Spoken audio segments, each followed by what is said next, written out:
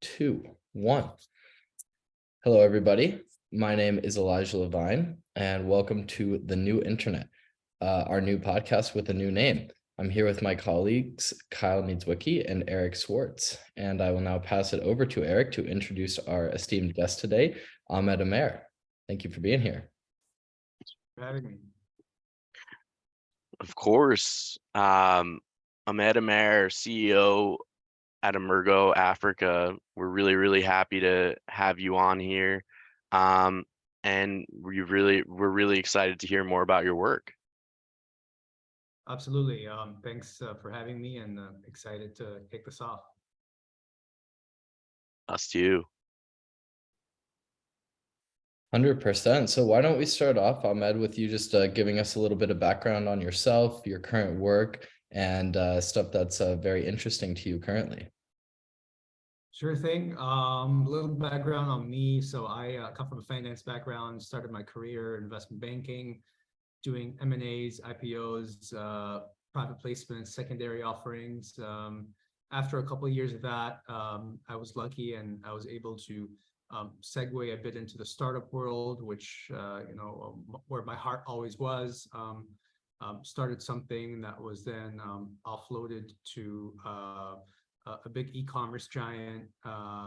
Afterwards, I moved over to the other side of the table as an investor, started doing emerging markets VC, and got into crypto in 2013, started investing in blockchain startups in 2015, and sort of drank the Kool-Aid since then, and really shifted my focus solely on Web3 enabled businesses for the last, I would say, 7 or 8 years.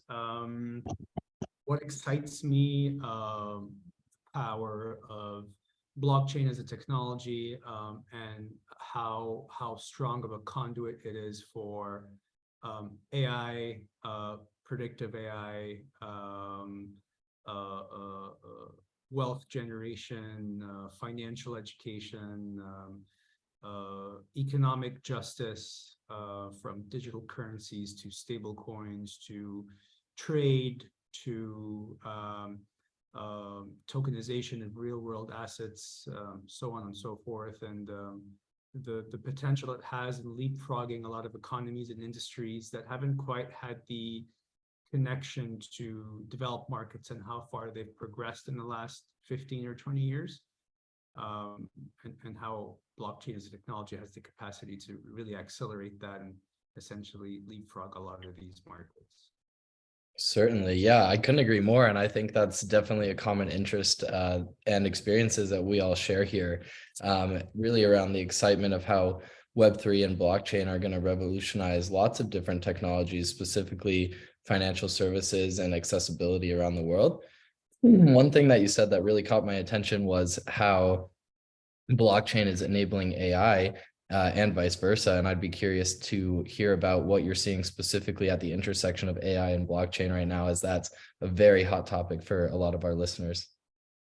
Yeah, so we've only really started scratching the surface a bit, AI, blockchain included.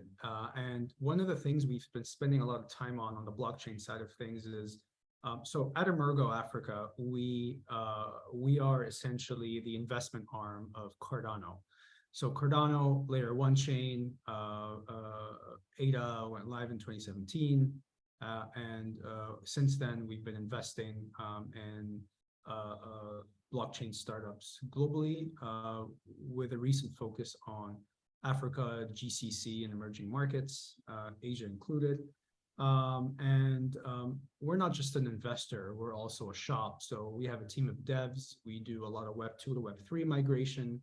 We build solutions on Cardano for Fortune 500s, financial institutions. We work very closely with a lot of sovereign entities, ministries, central banks on delivering solutions that either are blockchain enabled for efficiency, security, encryption, privacy, in addition to providing crypto and digital currency solutions for some economies and some markets that need it the most, especially in such tough macroeconomic times. So we build solutions, and among a lot of the solutions we build, we come across a lot of data. A lot of the companies we look at, whether working with, investing in, building solutions with, are very data focused and data centric. And oftentimes that is why we go into the opportunity itself. It's just because of the sheer amount of data. And so when that data is siloed and is put on chain for traditional uses of encryption, efficiency, operational efficiency, cost reduction, et cetera, we often start to see patterns. And when the data is organized in such succinct and clear ways, it just makes the AI engine a lot faster and more efficient and easier to process and easier to read. And I'm really oversimplifying things right now. But in essence, that's what blockchain enables. Another similar example is XR. So you have all these different, VR, AR tools that work independently but can't really work together. And so when you use smart contracts and when these solutions become blockchain enabled, they can actually start talking to each other. So blockchain, in essence, is really a really strong conduit to advance a lot of these nascent technologies in ways that make it really interesting and a lot more impactful than we currently think it is. Wow, I completely agree. And I thought you articulated that very well.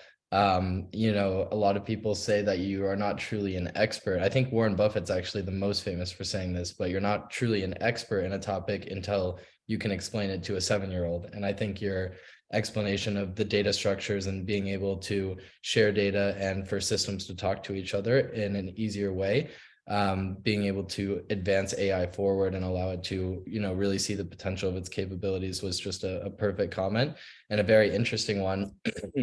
Maybe now I could pass it over to Kyle to have a more in-depth conversation with you specifically about Cardano, as he's been a long time crypto developer and investor as well. Some of our good friends actually created the 4th largest NFT project on the Cardano blockchain, Lazy Llamas. Really amazing guys and, a great blockchain. Of course, the age-old debate is like what layer one and why certain layer ones over a different one. And so I'd be curious to hear your thoughts on that. And then I'll let you and Kyle go a little deeper on the technical stuff there. Sure, thanks. That's the million-dollar question. So since we are, one of the founding entities at Cardano, our MO is to grow the Cardano community. So we have vested interests and ulterior motives to, do that. One of the ways we do that, obviously, is through our investment capabilities. And that's why we've been extremely bullish on the African continent. We think we can create the most impact and the most value there. And just some quick figures to date, we've made, and this is just in the last sort of year and a half or so, we've made over 40 investments. We're creating 2 investment vehicles. We're making 2 fund-to-funds investments. We launched a Web3 accelerator in Lagos. We're part of a really strong incubator accelerator in East Africa. We're looking at other markets. So we're really, really bullish on what Africa, the impact we can have on Africa. The fact that Cardano was a bit late to the game is both a blessing and a curse. It's a curse in the sense that all of the usual suspects, who we of course very, very much respect, really had a really good head start in developed markets in the United States, in Europe, some Asian markets. However, because of this lag we've had in development and launching our smart contracts and coming up with a lot of things, we were a bit late to the game in these developed markets. However, since we've been so active in Africa, we're currently the fastest growing chain in Africa. And this is starting to also branch out in other markets that have similar demographics and mirror some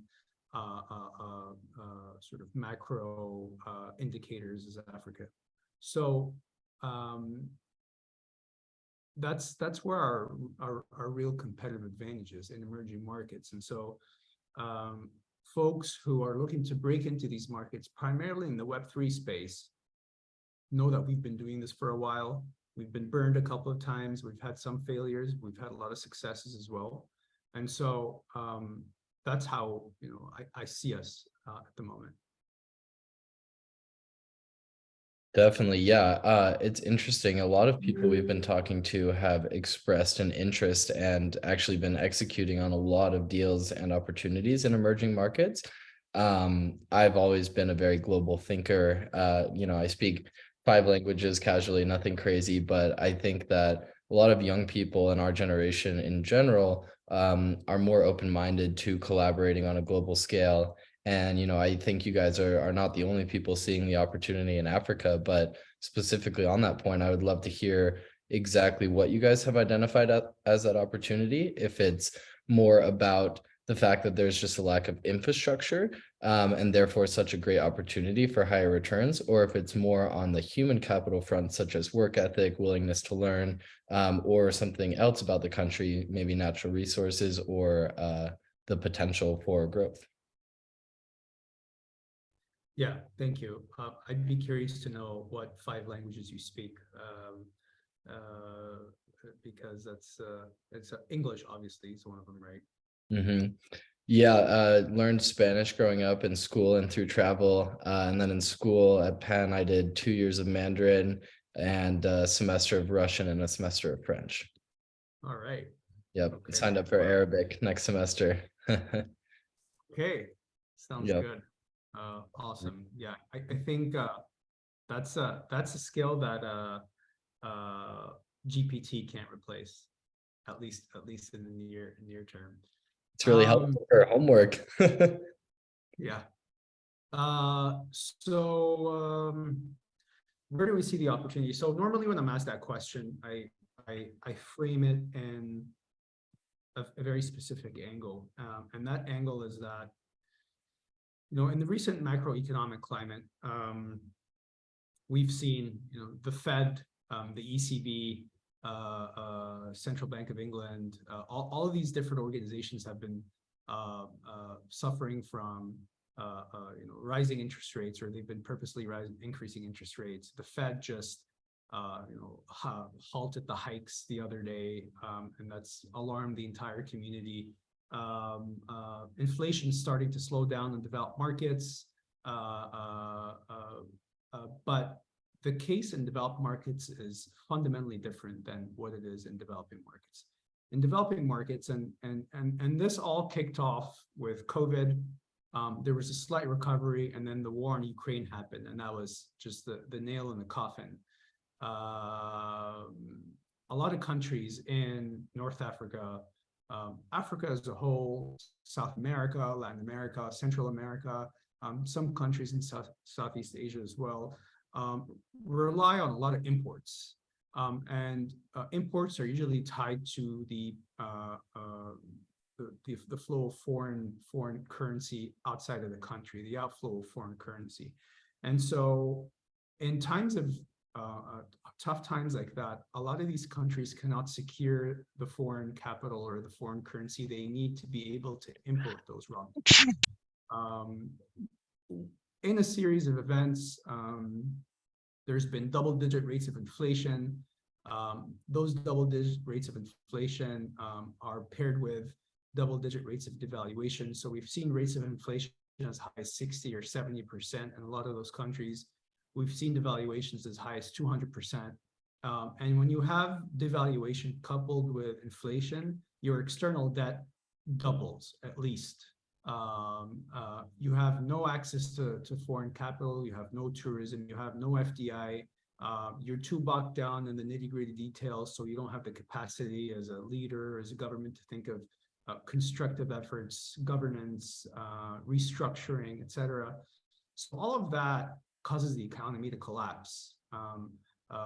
If you hear that an economy has 30% interest rates, that doesn't sound good, right? Even 20 doesn't sound good. Even 15 doesn't sound good, right?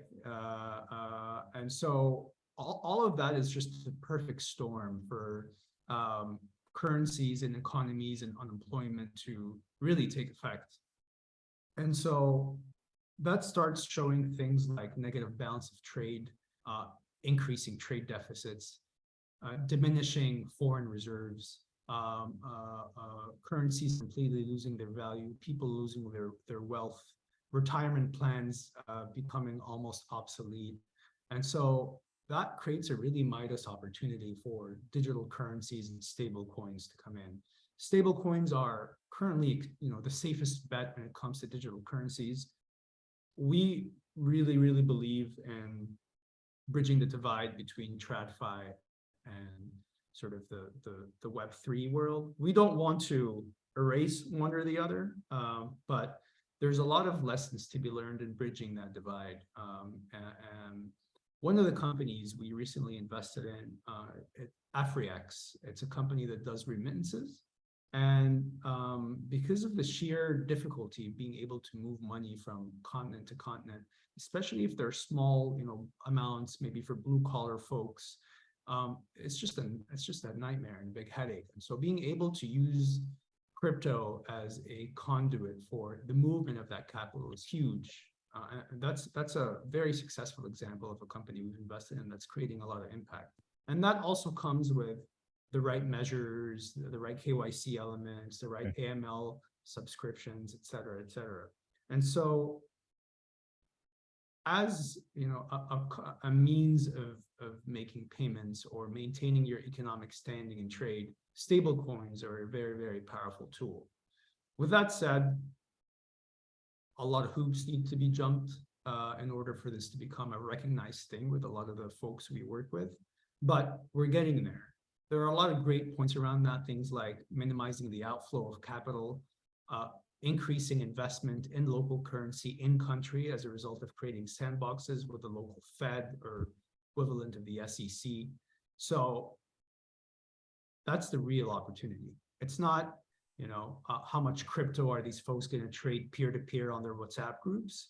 It's more what value can actually be created as a result of these novel technologies that can help increase trade, allow the increase of raw materials, mitigate and remove the pressure from the local authorities and local governments and local central banks.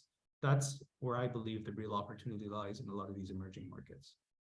Certainly. Wow, those are absolutely fascinating insights, Ahmed. And I'd love to go a little deeper on that. What our latest partnership, actually, a new fund that we're going to be managing on behalf of our new colleagues, is focused on currency arbitrage in Nigeria, specifically related to kind of all those things you were just talking about, where they've identified a real opportunity because of how unstable the currency is.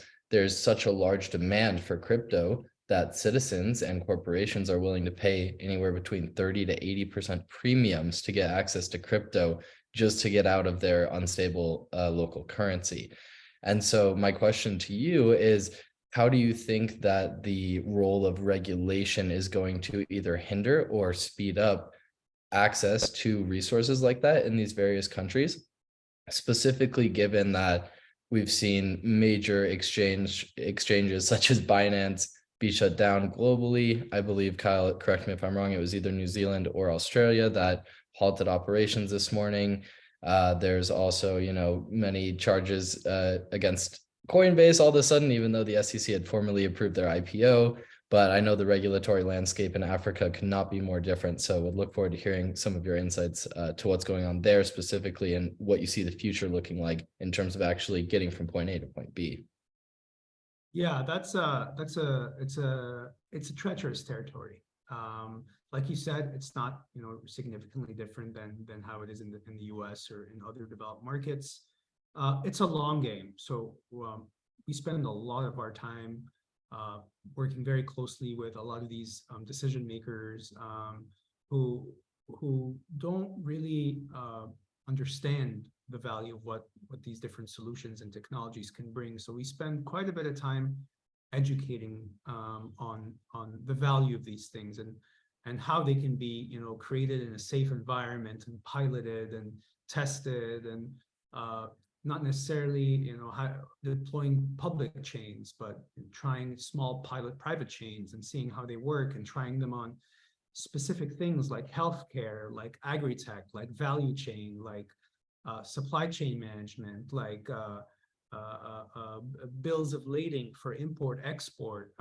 So very basic solutions that we can deploy in a very, very fast manner that wouldn't require a lot of heavy lifting, just to show the value of what it can bring. And at the end of the day, the value is in creating additional layers of security, transparency, but also protecting, the information and the data that sits within these institutions. One of the companies we invested in a little under a year ago, it's a company called Pravica. They are a Web3 company, and they do encrypted messaging on chain. And they work very closely with a lot of sovereign entities, because a lot of these entities want to encrypt all of their ministry to ministry or government to government interactions and communications. So that's a great solution that we're really supportive of, we really believe in. But then when you start talking about digital currencies and stable coins and crypto, all the bells and whistles go off, all the alarms go off. And so there's a huge education piece that needs to come with that. And we're spending a lot of time doing that. We're actually launching a report next week on the state of Web3 in Africa. We've spent the last 8 months working very closely with PwC, doing a deep dive in Africa with a focus on Nigeria, South Africa, and Kenya. However, we've covered most of the continent, North Africa included, as well as the GCC, to really draw a clear sort of idea on where are things right now in Africa from a Web3 standpoint, from a regulation standpoint, where we are now, what the benefits are of getting to point B, and how can we get to point B. So that's going to drop next week, and I think it'll be really, really valuable in terms of really understanding where the regulations are in these countries, and really drawing the contrast between how these economies have performed in the last 3 years, how they've been so negatively affected by the global macroeconomic conditions, how blockchain as a technology and all the additional layers of crypto and tokenization can alleviate a lot of these pressures, and what regulations need to be instated to get that to happen. Wow, sounds like that is going to be an incredible report. And if you don't mind sending it over to us, I'll greatly look forward to reading it. More than happy to. And I guess one question I had, and I recently saw that Cardano actually released an iteration of Hydra, and I was really excited about it, primarily, Ahmed, because I think what people typically view as the use case for emerging markets when using Web3 technologies is essentially, even though Web3 technologies are probably slower than traditional credit cards and payment mechanisms in the developed world, in the developing world, it is actually fast enough and efficient enough to be used, because there isn't really an alternative. A lot of people are completely unbanked or underbanked in Africa, and I think what I wanted to kind of flesh out with you here is, not only are you now is Cardano kind of leading with this new technology that allows for banking the unbanked, but there's a possibility that developing that technology in the developing world could actually result in better technology, which is a new idea that I don't think people are aware of. They don't really understand the implications of a technology with the speeds that Hydra is capable of. So I would love to hear more about it, and any integrations that are coming, and just generally what your thoughts are on Hydra and the projects that you work with. Yeah, absolutely, Eric. We're really excited about Hydra because of the things you mentioned, but also the additional layers of how it can potentially become a gold standard for a lot of the work we're trying to do. So the cool thing about the efficiency of Hydra is not just speed, but it's also in terms of cost effectiveness. It's almost at zero transaction fees. The deployment is one thing, but the operations of it is also, it requires minimal OpEx. should be a plug and play, and we've been involving it with a lot of the payments and fintech work we're doing. And yes, it's really, really impactful with banking the unbanked, but it's also really, really impactful with on-ramping, off-ramping, creating payment rails. As I'm sure you guys know, we've announced that we're launching a Cardano-backed stablecoin pegged to the US dollar, and so we're also really looking forward to launching that. Africa is obviously one of the markets we're looking to launch that in, tied to the conversation we were having earlier, Elijah, about creating liquidity and TradFi and yield, etc. And using Hydra as a means of facilitating a lot of that work, from lending, this is individual and institutional, to remittances, to token investments and token equity holdings, to areas like mobility, climate change mitigation, which is a vertical we're extremely excited about as well, using blockchain for transparency, for monitoring, reporting, and verification of carbon emissions and carbon credits, and really monetizing that in a way that hasn't been monetized before, using on-chain transparency and stable coins and Cardano dexes potentially. So I think Hydra is extremely revolutionary in the sense that it's a very easy and quick plug and play. And there's a lot happening out there now in terms of EVM chain compatibility with a lot of the smart contracts on Cardano, and just builds on Cardano. So I'm really excited for what Hydra can bring to sort of the entire payments landscape.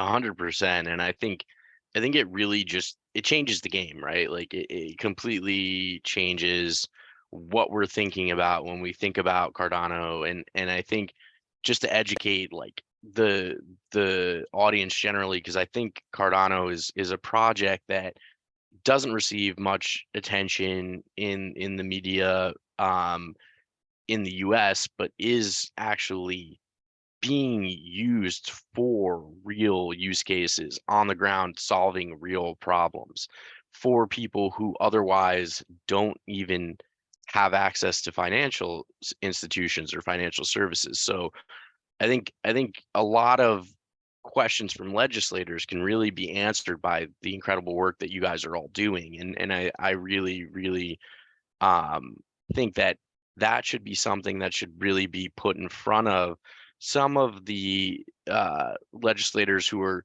a little bit less intrigued by this technology and by this ecosystem, because it can really show them the power that it has to help people who perhaps they're interested in helping. And I think we really want to show legislators exactly that.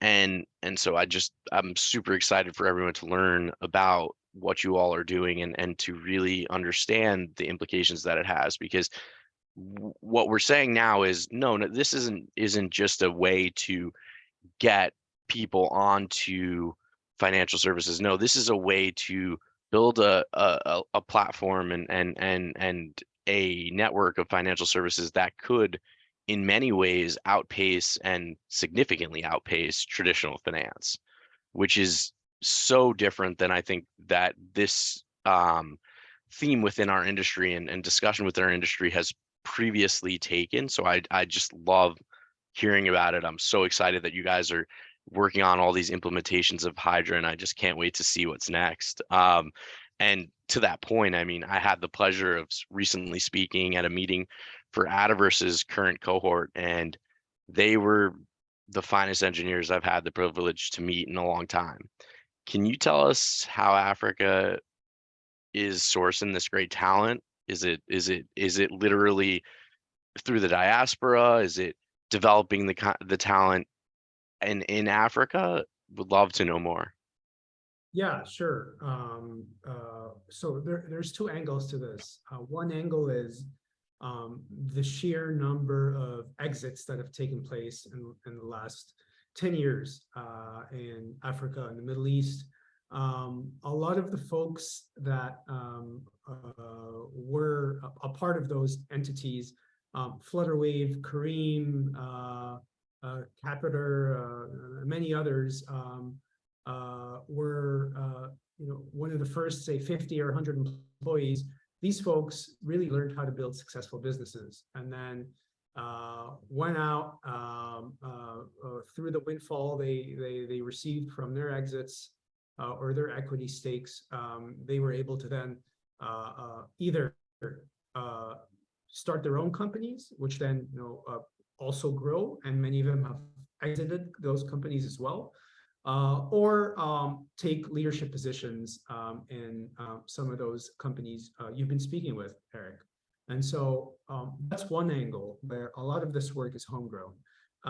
The other angle is either diaspora or something I call reverse brain drain, whereby some folks start really seeing opportunities in their home countries, and really want to create that impact and see that they can bring a lot of value and bring their knowledge and skills and really addressing specific needs that can be solved through the work we're doing. And so that's really the other angle. So it's generally a mix of both. Sometimes the same person has been on both sides, but that's really where we're seeing a lot of the talent and skills come from. It's been incredible to have the opportunity to work with some of them, and I just am floored. Like I imagine it was very similar to maybe talking to some of the startups that came around payments, like PayPal, and I told them flatly that I think that they are very likely to be in a similar position in the near term, and especially because of a lot of what we were just discussing around Hydra and the fact that this technology is actually capable of outpacing and leapfrogging traditional finance as we know it today. So just so excited for you and the team, so excited for Adiverse and the cohorts, and I really can't wait to see what you guys do. I think as a Cardano follower for a very, very long time, and also an obsessive follower of Hydra specifically, just because of all of Charles's indications about the capability of that technology and his careful approach to development that I think folks have really underestimated in many, many ways. I think that moving fast and breaking things is not a way to bank anyone. No one trusts moving fast and breaking things. They trust peer review. Like Charles has really, really proliferated and continued as a true, I would say, scientist, because I think a lot of what we're working on here is just experiments with technology. And I think we need to use the same type of rigor and the same type of testing and peer review that we've used for other sciences throughout the history of science. So I'm just really excited what you guys are all working on. And I think at the end of the day, I'm really happy to get this message out, because I think people aren't aware. And I hope that people view this and we hope that we're able to kind of bring some awareness to the ecosystem, because I couldn't be more excited about it. Yeah, likewise. I think this is a great opportunity for people to know a little bit about us, and I'm glad to be here today and to share our vision with you guys and what we can potentially create with all the work we're doing in Africa and other markets, and like we were saying, bridging the divide between the traditional worlds, be it finance, be it mobility, be it government, with the impact some of this work can do. Absolutely. Thank you so much for coming on, Ahmed. Thanks a lot, Eric. Really appreciate it. Thank you, Elijah and Kyle. And I'll be sure to share the report with you guys when it's live next week. And please follow us and keep tabs on what we're doing in the continent. For sure. Yeah. Ahmed, do you want to share your website and any socials with the audience that could be a place where they can find you and learn more and connect offline? Sure. Yeah. Please follow us at Emurgo Africa, emurgo.africa. That's our website. We're also on Twitter, Emurgo Africa as well. The report will drop on our website next week. So please do follow us very closely. We've also launched a very interesting product a couple of months ago called Nodo. Nodo is Africa's first Web3 discovery and news platform. It's on nodo.xyz. Please follow us there as well. You'll find a lot of information there about Web3 in Africa, where it's going, where it's headed. Lots of op-eds from some experts on the value of what it can do for Africa and such. So yeah, these are 3 areas you can closely follow the work we're doing. Amazing. Yeah. And maybe we should connect offline again too, because Kyle actually runs a crypto news site as well. That's part of our conglomerate. And so I could see some natural synergies there in terms of growing both of those businesses. Let's do that. It would be my pleasure. Amazing. Well, yeah, thank you so much again. This was quite a pleasure hearing from you and learning about all the exciting stuff going on the continent. We'll look forward to following up in a couple months. Likewise. Thanks a lot, guys. Take care. Thank you. All right. If you enjoyed the show, please like and subscribe. See you next week.